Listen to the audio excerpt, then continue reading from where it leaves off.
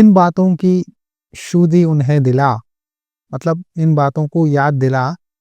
किसे याद दिलाना है? परमेश्वर के बच्चों को, आपको। यहाँ ये बातें याद दिलाने के लिए परमेश्वर मुझे बोलते हैं। क्या बात है?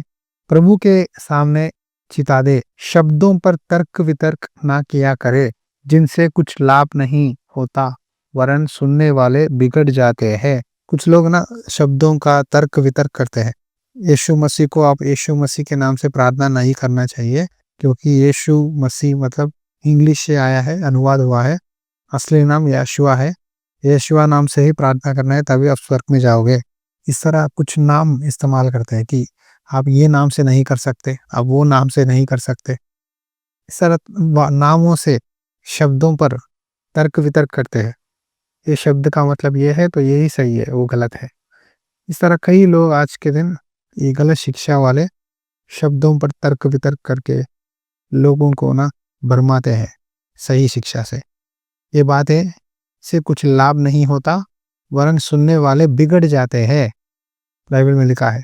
कुछ सालों पहले कुछ लोगों ने यीशुआ के नाम से ही करना है, नहीं तो आप स्वर्ग नहीं जाओगे, आप नरक जाओगे, क्योंकि यीशु मसीह का नाम यीशु मसीह ये इंग्लिश से अनुवाद हुआ है। ये सच्चा नाम नहीं है, असला नाम तो यीशुआ ही है हिब्रू में। उसी नाम से करना है। इस तरह शब्दों पे वाद विवाद करने लगे। लेकिन परमेश्वर कहते हैं शब्दों पर तर्क वितर्क ना किया करो, वो फायदा नहीं है। पहली बात। दूसरी बात, वो सुनने वाले बिगड़ जाते हैं, उनका विश्वास ना कमजोर हो जाता है। जो विश्वासी नया है, प्रभु में आता है, उसके सामने आप अलग अलग शिक्षा देते रहोगे जो वचन में नहीं है, तो उसको फैसला करना बहुत मुश्किल हो जाएगा और वो भक्ति को छोड़ देगा और फिर नास्तिक बन जाएगा। इसीलिए हमें किसी का टोकरा का कारण नहीं बनना चाहिए। जैसा प्रभु का वचन में लिखा है उसको मानना है। पहले ही परमेश्वर ने होने वाली बातें लिखवाया है, पौलुस के द्वारा तिमोथी से कहता है शब्दों पे तर्क वितर्क मत करो। दूसरी बात, अपने आप को परमेश्वर का ग्रहण योग्य और ऐसा काम करने वाला ठहरने का प्रयत्न कर जो लज्जित होने ना पाए। अपने आप से लज्जित ना होना है और लोग उसके ऊपर हाथ उठा के नहीं बोलना है कि ये सीधा नहीं है, परमेश्वर का दास ये गलत शिक्षा देता है, इसका स्वभाव अच्छा नहीं है, इसको गलत संबंध है, गालियां देता है। जब लोग अपने ऊपर हाथ उठा कर बताएंगे तो वहां हमारी गवाही, हमारा सेवकाई खराब हो जाता है। कभी भी परमेश्वर का दास बातें से, कामों से मेहनत करना है और परमेश्वर की नाम की महिमा के लिए सत्य के वचन को ठीक रीति से काम में लाता हो। सच्चाई, सही तरह से जो परमेश्वर का आज्ञा है उसे जैसा है वैसा ही बोलना है। उसे कभी भी हम अपनी मर्जी से मिलावट करके नहीं बोलना चाहिए। आज प्रॉब्लम क्या है, कई लोग बाइबल नहीं पढ़ते, इसी कारण आप लोग ना भरमाए जाते हैं। आप समझते हैं कि सब कुछ सही है, इसीलिए मैं बोलता हूँ बाइबल पढ़ो, जो लिखा है उसी को बताना है। आज कई लोग ऐसे झूठे शिक्षाएं आ गए, वो अपने आप को प्रभु के समान हो गए, प्रभु का जगह लेकर बैठे हैं।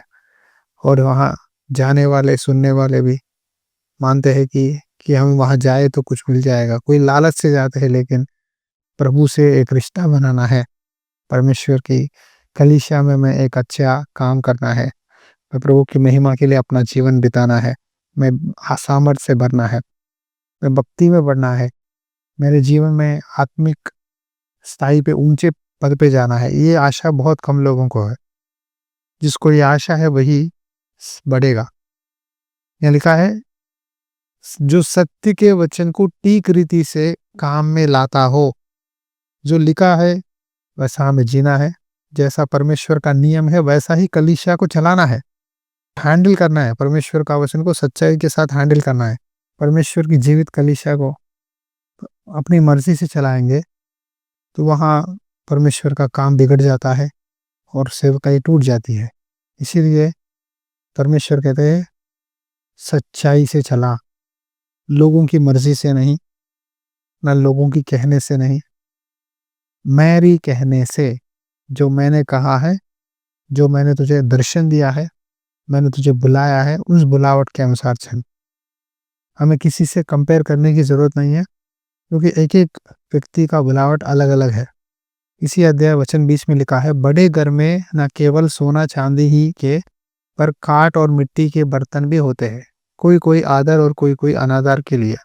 यदि कोई अपने आप को से शुद्ध करेगा, वहां तो आदर का बर्तन और पवित्र ठहरेगा और स्वामी के काम आएगा। मतलब एक घर में बहुत सारी चीजें होते हैं, एक एक चीज का काम अलग अलग होता है। सारी चीजें एक ही काम नहीं करते। कुकर से एक काम होता है, तवे से एक काम होता है, ग्लास चम्मच से एक काम होता है, ठीक है, प्लेट से एक काम होता है। इस तरह एक एक का काम अलग अलग है। तो किसी को हमें कंपेयर नहीं करना चाहिए। कंपेयर करके कोशिश करेंगे तो काम बिगड़ जाएगा। उसी तरह परमेश्वर की जीवित कलीसिया में आने वाले विश्वासी मसीही एक एक तरह के होते हैं, तो उनके उनके अपने अपने बुलावट में जब वो चलेंगे तब आशीष पाएंगे। कभी भी चर्च में आप कंपेयर मत करो कि वो लोग वो कर रहे हैं, चलो मैं भी ये करूँ, चलो इसने किया मैं भी करूँ। मैं एक सिस्टर को जानता हूँ, वो सिस्टर क्या करती है बताए। हाँ, कोई भीड़ देना तो वो समझती है चलो वो लोग दिए तो हम भी देंगे। कोई खाना बनाए तो वो किए हम भी करेंगे। चर्च का झाड़ू किए तो हम भी करेंगे। मतलब कंपटीशन से नहीं करना है, कंपटीशन से कि उन्होंने किया चलो हम करेंगे, ऐसा नहीं। परमेश्वर आपको क्या कहा है, क्या काम करने को बोला है, किस विषय के लिए आपको बुलाया है, वो आपको पहचानना है। चलो एक दूसरे को देखकर सीखना जरूरी है, लेकिन आपका हर एक व्यक्ति का अलग अलग बुलावट होता है। जब हम अपना अपना बुलावट में खड़े रहेंगे तो परमेश्वर की नाम की महिमा होगी। अशुद्ध बकवाद से बचे रहे, क्योंकि ऐसे लोग और भी अभक्ति में बढ़ते जाएंगे। हम चर्च में आना है ताकि सच्चाई सत्य का वचन सुने, बढ़े, अपने जीवन को सुधारे। अशुद्ध बकवाद, गॉडलेस चैटर, बेकार के बातें जो हमें जरूरत नहीं है, सांसारिक बातें, ये बोलने से हमें कोई फायदा नहीं है। आगे नहीं बढ़ सकते लेकिन पीछे जाते हैं, हमें बढ़ने से रोकता है सारी चीजें। आप घर पे कितने बातों में आप दूसरों के लिए बोलते हैं, आप कितने बातें बोलते हैं, और आपके बारे में कितने हैं, परमेश्वर के बारे में कितने हैं, और दूसरों के बारे में कितने बोलते हैं। ये सारे अशुद्ध बकवाद से बचे रहना है। जब हम दूसरों के बारे में या संसारिक लोगों के बारे में वहाँ यहाँ वो ये बोलते रहेंगे ना, तो हम धीरे धीरे धीरे भक्ति में गिर जाएंगे। 1 घंटा प्रार्थना करके आधा घंटा या 15 मिनट फोन चलाएंगे ना, पूरा वो आधा घंटा 1 घंटे की प्रार्थना पूरा पानी में मिल गया, मेहनत पूरा। कई लोगों को ऐसा ही होता है, 1 घंटा बाइबल पढ़ते प्रार्थना करते, फिर जब जाके फोन में पकड़ के आधा घंटा 1 घंटा फोन चलाते हैं, संसारिक चीजें देखते हैं, पूरा आत्मिक शक्ति पूरा चले जाता है, बैटरी डाउन हो जाता है, आत्मिक बैटरी। उसके बावजूद अगर आपने प्रार्थना किया है तो उसमें वर्शिप सॉन्ग सुनो, वचन सुनो, प्रार्थना करो, या अपना कुछ ना कुछ काम करो। अगर बाइबल पढ़ना हो गया, प्रेयर हो गया, तो काम करो, मेहनत करो, घर की सफाई करो, घर में क्या जरूरत है वो लाओ, पूरा करो, कुछ ना कुछ काम करो, ताकि आप आपके घर के लिए, घर वालों के लिए आशीष बने। यह लिखा है, अभक्ति की बातें और अशुद्ध बकवास से बचे रहना, उनके वचन सड़े गाँव की तरह फैलता है। एक गाँव ना हो गया तो वो फैलते रहता है। हिमनयुस और फिलेतुस है, ये दो लोगों का नाम क्यों लिखा है, क्योंकि उन्होंने प्रभु के भवन में आया, सेवकाई में आए, लेकिन लड़ाइयाँ झगड़े, अशुद्ध बकवाद एक दूसरों के बारे में करते करते करते करते ये लोग क्या किए, सेवकाई को बिगाड़ने लगे। इसीलिए पौलुस ने उनका नाम लिखवाया। जो यहाँ कहकर कि पुनरुत्थान हो चुका है और सत्य से भटक गए हैं, और कितने के विश्वास को उलट कर देते हैं। आज कई लोग अपने खुद से पास्टर बन जाते हैं, परमेश्वर के बिन बुलाए सेवक बहुत है यहाँ पंजाब में, तो अपनी अपनी मर्जी से सेवक बन जाता है, और अपना पूरा जो टैलेंट है ना, अपनी जादू टोना, सारा चीजें, अपना दिमाग बुद्धि, अपने रीति रिवाज, अपना बिजनेस माइंड पूरा सेवकाई में डालते हैं, और लोगों को लूटते हैं, लोगों को धोखा देते हैं, और कहते हैं यही एक सही तरीका है सेवकाई करने का। इन जैसे लोगों से ना परमेश्वर की नाम का निंदा होता है, और विश्वासी लोग उलट-पुलट हो जाते हैं। उनको पता नहीं चलता सच्चाई क्या है, झूठ क्या है, कैसा सेवा करना है। वो लोग झूठ को सच समझते हैं और सच को झूठ समझते हैं। आज यही हो रहा है। इसीलिए यहाँ लिखा है, देखो ये लोग कहते हैं हिमानियुस और फिलेतुस कि पुनरुत्थान हो चुका है। मतलब हम सब लोग पुनरुत्थान हो गए, यीशु मसीह जी उठ के चले गए ना, हमारा प्रक्रिया भी हो गया है। तो हमें और कोई करने की जरूरत नहीं। सारा गलत शिक्षा दे रहे थे यहाँ, झूठी शिक्षा, गलत शिक्षा। बहुत लोग गलत शिक्षा देकर विश्वासियों को भटकाते हैं, भरमाते हैं। वही हो रहा था यहाँ भी। पौलुस चेतावनी दे रहा था, उनका नाम लेकर बोल रहा था, हिमानियुस एंड फिलेतुस। आज कई लोग ऐसे बन बैठे हैं जो गलत शिक्षा, जो वचन को गलत तरीके से, गलत स्टाइल में समझाते हैं, रॉन्ग इंटरप्रिटेशन करते हैं, फॉल्स टीचिंग देते हैं। लेकिन वचन लिखा है, देखो परमेश्वर की पक्की नींव बनी रहती है और उस पर यहाँ चाप लगी है। परमेश्वर का वचन तो पक्का है। अब गलत शिक्षा भी दे लेकिन वो वचन बदलता नहीं, और उस पर यहाँ चाप लगी है। प्रभु अपनों को पहचानता है और जो कोई प्रभु का नाम लेता है वह अधर्म से बचा रहेगा। चाहे जितने भी लोग आकर बाइबल पकड़ के गलत शिक्षा दे, लेकिन परमेश्वर को पता है कि कौन सच्चा सेवक है, कौन झूठा है।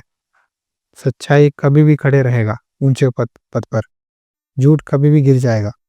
झूठी शिक्षा, झूठी सेवकाई, झूठा प्रचारक कभी ना कभी मार खाएगा, लेकिन सच्चाई खड़ा रहेगा।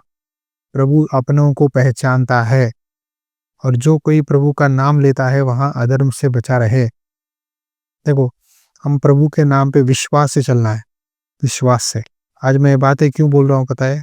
हमारे आसपास बहुत सारे मसीह कहलाने वाले अशुद्ध बकवादों में, अभक्ति में, सांसारिक होकर ज्यादा फोन चलाते हैं, ज्यादा लोगों की बातें सुनते हैं, ज्यादा पड़ोसियों के घर में घुस के पड़ोसियों की कहानियां सुनते हैं। नीति वचन में लिखा है, देखो अध्याय 25 वचन 17 में, बार बार पड़ोसी के घर में जाने से अपने पाँव को रोक।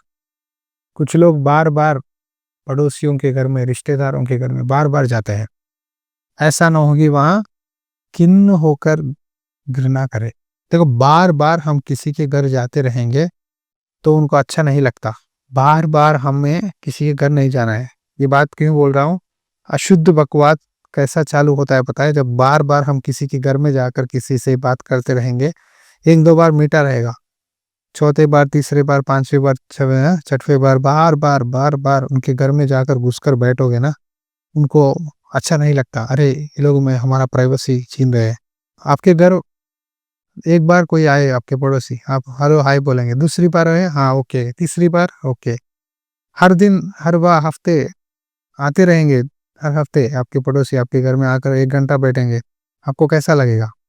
आप कोई बिजी काम में होते हैं या आपका काम रहता है, आपको कहीं बाहर जाना होता है, तब आपके पड़ोसी आकर आपको सताएंगे या आपके रिश्तेदार आकर आपके घर में आपको डिस्टर्ब करेंगे, कैसा लगेगा?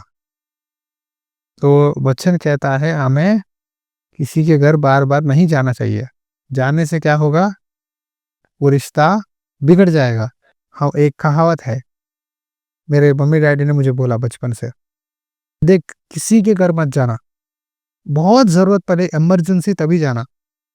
तभी भी तू बाहर खड़े होकर, वहीं बाहर करके प्रॉब्लम बोलना कि ये ऐसा हुआ और आ जा। जब तक वो आपको अंदर बुलाते नहीं तब तू उनके घर में ना घुसना। आ रहा है समझ में? मैं आपको सिखा रहा हूँ। मैं अपने दोस्त, मेरे पड़ोसी थे बचपन में, दोस्तों के घर में कभी नहीं घुसता था, हर दिन नहीं जाता था।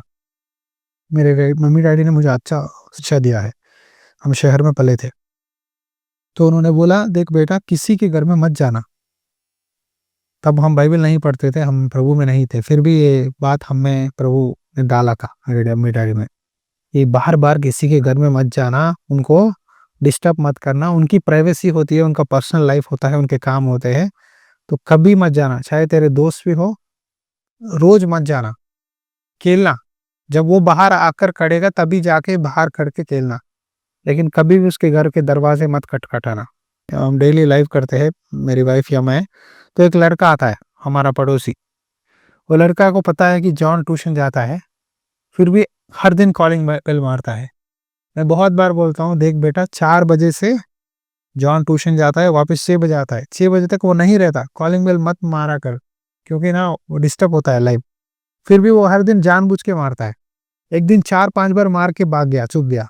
तो आज उसने मुझे धमकी दिया कि अंकल देखो, अगर 6 बजे जॉन को मेरे घर पे नहीं भेजा ना, तो मैं हर दिन वो 4 से 6 बजे अंदर 3-4 बार कॉलिंग बेल मार के ही रहूँगा। एक छोटा बच्चा मुझे धमकी दे रहा था। मैं हँसने लगा। तो मैंने प्यार से बोला, बेटा ठीक है, आपकी बात मैं मान गया। तो उसने फिर वापस नहीं आया। अगर हम बच्चों को ना ऐसा धमकी देंगे ना, तो उनका दिल में वो नेगेटिव गिर जाता है एक्सप्रेशन। तो इसीलिए मैंने बोला ठीक है, मैं आपकी बात मान गया। तो उसने फिर कॉलिंग बेल नहीं बजाया। देखो, सबको हैंडल करने का एक तरीका होता है। ये बातें क्यों बोल रहा हूँ पता है? हम अपने बच्चों को बार-बार पड़ोसियों के घर नहीं भेजना चाहिए। भेजेंगे ना, बच्चे बिगड़ जाएँगे। हम एक सोसाइटी में थे, बहुत अच्छी एरिया था। तो वहाँ के बच्चे ना एक हाफ एन आवर, 1 आवर खेलते थे। खेलने के बाद एक की मम्मी बुलाई ना, सब लोग कहते हैं चलो हमारी मम्मी बुलाई, आप सब लोग अपने घर डिस्पर्स हो जाते थे। Well disciplined, well educated, well behaving. मुझे बहुत अच्छा लगा उनसे। बच्चों को ट्रेनिंग देना ज़रूरी है आज के दिनों में। बच्चों को बार-बार उनके घर में, इनके घर में नहीं भेजो। क्या होगा पता है? उनके ऊपर वो इम्पैक्ट होगा। जितना भी मुश्किल हो, आप अपने बच्चों को आप ही खुद पाल लो। अपने मम्मी है, डैडी है, उनको पास बिठा के पालो। आप बड़ों के पास बिठा के पालना अच्छा है बच्चों को। बड़ों के पास, क्योंकि बड़े लोग अच्छा सिखाते हैं। रिश्तेदारों में बड़े होते हैं, मम्मी, डैडी, सासू माँ, ससुर, उनके पास ओके ठीक है, अपने घर वाले। लेकिन बाहर के दोस्तों में, बाहर पड़ोसियों के घर ना आप जाया करो, ना अपने बच्चों को बार-बार मत भेजो। बच्चे खेलना ज़रूरी है बाहर, लेकिन ना घर में घुस के बैठना गलत है। याद रखो, बच्चे ही नहीं, हमें भी, be in your limits. Please आप बार-बार उनके घर की कहानियाँ, इनके घर की कहानियाँ मत सुनो। ये सारे बूढ़ी कहानियाँ, अशुद्ध बकवास हो जाता है। ज़रूरी है तो जाना, जाना, बोलना, हो गया। जब भी मुझे मीटिंग पे बुलाते हैं तभी जाता हूँ।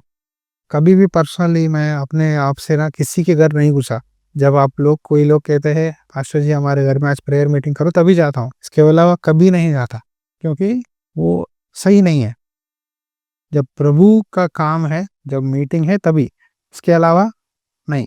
क्योंकि हमें परमेश्वर ने प्यार करने के लिए बोला है, लेकिन उसको एडवांटेज नहीं लेना चाहिए। एडवांटेज का मतलब पता है? फ़ायदा नहीं उठाना चाहिए।